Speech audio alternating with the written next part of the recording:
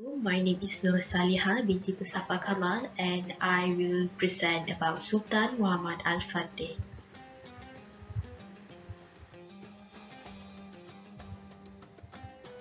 His real name is Muhammad bin Murad, also known as Mehmed II or Sultan Muhammad Al-Fateh. Al-Fateh referring to his success as the conqueror of the Constantinople. Born on March 29, 1432 CE in Adrianopolis, Turkish border Bulgaria. His father is Sultan Murad II and his mother name is Huma Hatun.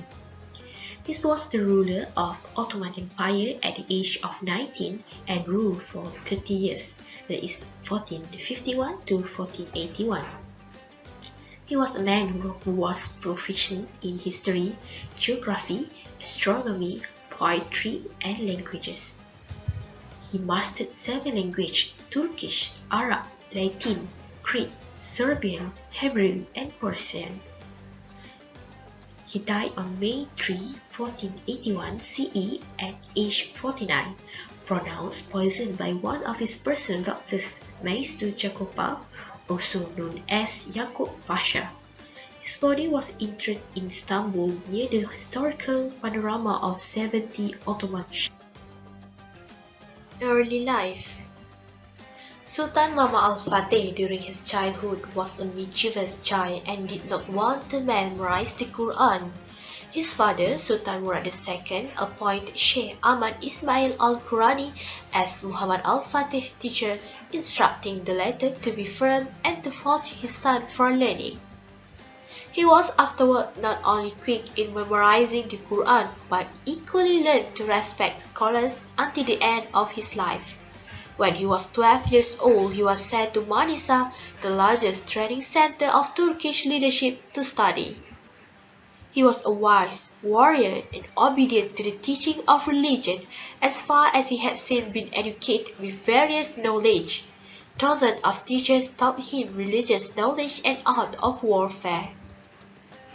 He mastered the knowledge of grammar and balaghah and was proficient in the field of fiqh. He was trained in the art of war and military science by his own uncle, Commander Tarhan, and he also received religious guidance from the great scholars, one of whom was Sheikh Shamsuddin Al-Wali. Although he was 19 years old when he officially ascended the throne, he was already a wise and matured man in administering and managing the Ottoman government. Success story.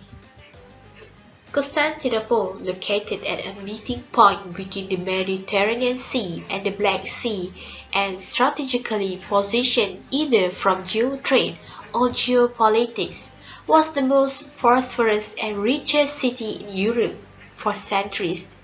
Napoleon Bonaparte once stated, "If this world is a country, Constantinople is the most deserving of being the capital of the country." Here is the map of the Constantinople.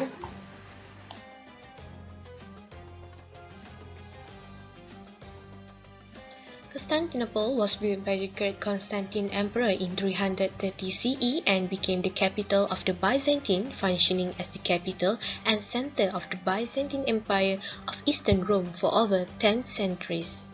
In the 15th century, Constantinople walls were widely recognized as the most formidable in all of Europe. This wall had never been breached in the 1,000 years since their construction. An adjoining sea wall ran along the Golden Horn and the Sea of Marmara, the latter section being 20 feet high and 5 miles long, when combined with a large metal chain that had been drawn across the Golden Horn. The fall of Constantinople to the Ottoman Empire under the reign of Sultan Muhammad Al-Fateh marked the end of the Byzantine Empire and gave a blow to the West Christian kingdom, while the Turks strengthened their position in Europe and expanded their dominance in the Balkans and the Mediterranean. The city of Constantinople was conquered by an Islamic army led by Sultan Muhammad Al-Fateh on May 29, 1453 CE, 20 Jamad al-Awwal, 1857 Al-Hijr, when he was 21 years old. After 800 years of the hadith of the Prophet ﷺ to that effect, it came to reality. The Prophet ﷺ is reported to have said, "Verily you shall conquer Constantinople. What a wonderful leader will her leader be, and what a wonderful army will that army be." The tactics and strategies of warfare adopted include a variety of humanitarian guarantees as well as preserving the environment, as forbids killing women, children, parents, and damaging property. This proves that Islam is a religion that carries the idea of the universal grace and salvation. This statement contradicts the view of some communities, especially Westerners, who label Islamic religion as terror and sponsors of terrorism.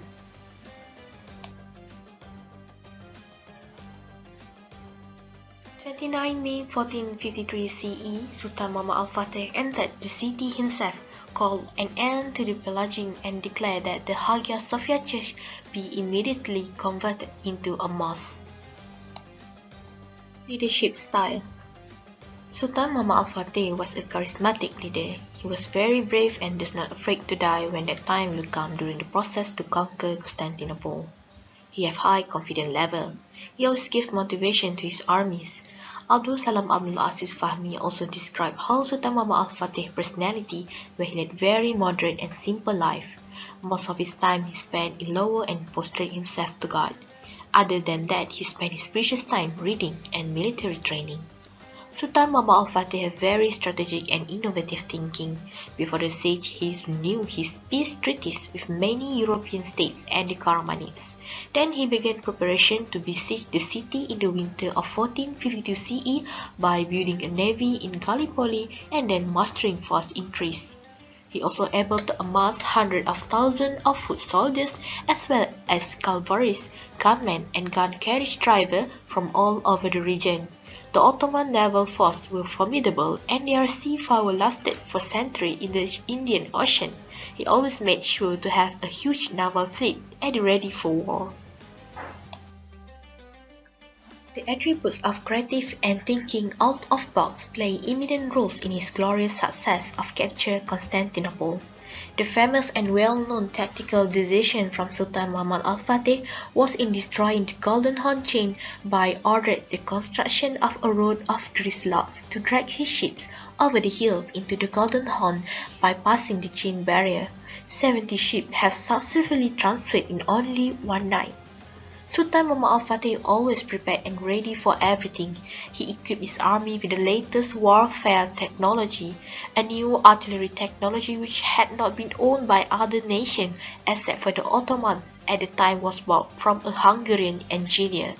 This was a giant cannon that was essential to taking down the Torresian wall. When it came to geographic planning, Sultan Muhammad Al-Fateh was a future-minded and learned from experience. He always sketched his strategies on map with great care, with some reports stating that he took usually several days to complete his plan, and others saying he would spend all night to analyze his war tactics, spotting any flaws, mistakes, and weaknesses in his planning. Sultan Muhammad Al-Fateh didn't stop there. He looked at historical siege week on Constantinople, trying to understand their mistake and flawed tactic. This is the replica path of transferring Sultan Muhammad Al-Fateh's ships over the hill. Leadership defined as the ability to influence a group towards the achievement of a vision or set of goals. Sultan Muhammad Al-Fateh clearly showed his vision to conquer Constantinople, and all his army also followed him and shared the same vision. In my opinion, the leadership of Sultan Muhammad Al-Fateh in using brilliant strategies and tactics in wars are much more advanced than the technology during his era. Sultan Muhammad Al-Fateh is also a fierce and humble person. During the construction of Rumeli Hisari stronghold, he had taken off his shirt and turban and joined his army in the construction. This causes all the ministers to participate as well. The head of military plays important roles in maintaining national security. Among the qualities he possessed as a leader throughout the conquest, Constantinople was efficiency, wisdom, and high discipline in managing the defense line. His administration has a great impact on the excellence of Islamic rule, especially in terms of military and defense. His leadership, based on the true faith, the Quran as well as the Sunnah, become the qudwah of all time and should be modeled today. Summary. The most important characteristic of Muhammad Al-Fateh's leadership was his bearing of strong faith in God and his belief in the truthful of purpose. The sole purpose of uphold and outreach the teaching of Islam was his true humble conduct of being true Muslim. Sultan Muhammad Al-Fateh was believed never abandoned his tahajjud and rawatib prayer since his puberty until death. He instructed his soldiers to do the same practice, and he had showed them by leading an example. His armies were among the strongest, the most fierce, the most obedient, and the most loyal of soldiers the history of the Ottoman Empire could have.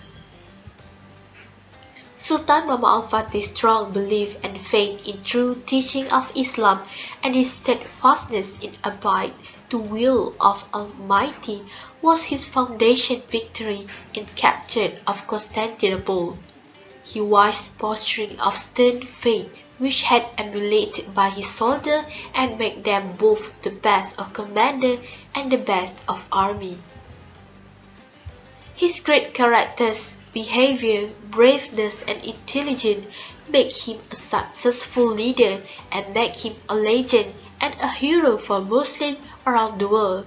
Sultan Muhammad Al-Fateh indeed a role model to be followed.